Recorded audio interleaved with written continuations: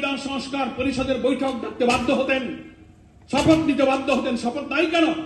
এই গেজেটের মধ্যে সংবিধান সংস্কার পরিষদের শপথনামা আছে। আপনি সে শপথ নিলেন না। আগে গণভোটটা হয়ে গেলে আপনি এখানে বাধ্য হতেন, তারপরে পার্লামেন্ট ইলেকশন হতো, আপনি এমপি হতেন। আজকে এমপি হয়ে গেছেন, মন্ত্রী হয়ে গেছেন, মেজরিটির জোরে আপনি এখন জনগণের 5 কোটি ভোটকে আপনি খারিজ করে দিচ্ছেন। ইউ হ্যাভ নো রাইট, আপনার কোনো অধিকার নেই। কারণ পার্লামেন্ট কখনো সভরেন হয় না।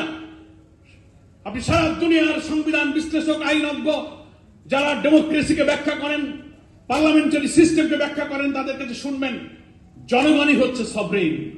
আর্টিকেল 7 আমাদের সংবিধানে বলা হয়েছে, will of the people is sovereign. জনগণের অভিপ্রায় হচ্ছে সবচেয়ে সর্বোচ্চ আইন।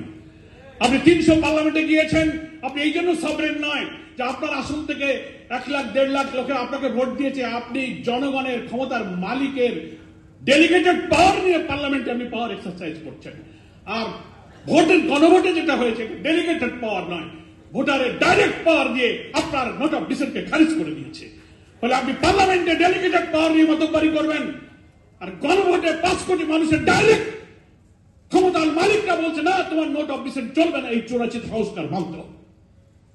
আমি কথা শেষ করতে চাই, এই বিভ্রান্তির বেড়াজাল ছিন্ন করে 18 কোটি 20 কোটি মানুষকে আমাদের জুলাই সনদের আলোকে যে গণভোট হয়েছে, সেই গণভোটের গণরায় মেনে পার্লামেন্টে আমাদের বিরোধী দল তারা মুলতবি প্রস্তাব দিয়েছে, নোটিশ দিয়েছে, আলোচনা করে সেটা টকড আউট করেছে, মানা হয় নাই।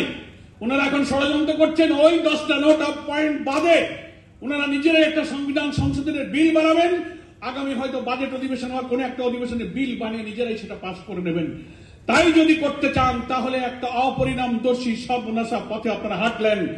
কর্তৃত্ববাদী, ফ্যাসিবাদী দলীয়করণ করে আওয়ামী লীগ যা করেছিল, আপনারা সেই ফ্যাসিবাদের পথেই কিন্তু হাঁটতে শুরু করেছেন।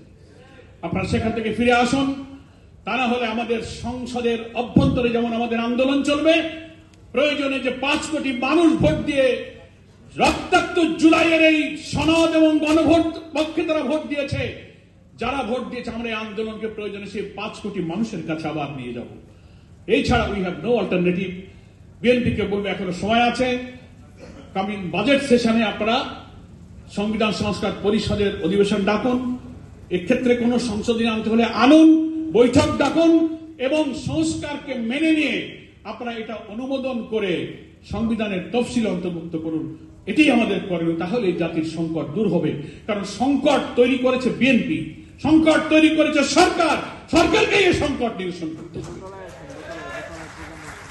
বল এখন সরকারের কোর্টে, আমাদের কোর্টে বল নাই। এখন আপনাকেই শর্ট দিতে হবে। আপনি যদি শর্ট টাইম মতো না দেন, যদি রং পাস করেন, তো ফুটবলের রং পাস করলে ব্যাক পাস হয়ে গোল আপনার গোলে ঢুকে যেতে পারে। সকলকে ধন্যবাদ।